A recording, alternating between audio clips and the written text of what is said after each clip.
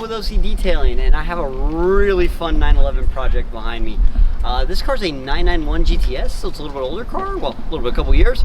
So it had some miles on it, so we went through and did a big restoration detail on this car. Wheels off, cleaned the fender liners, restored the top, restored all the plastic. After that, we pulled off some old paint protection film, rewrapped the whole car in XPEL Stealth. And then we did CQuartz Finest Reserve on everything. The paint, the wheels, the glass, the trim, the top.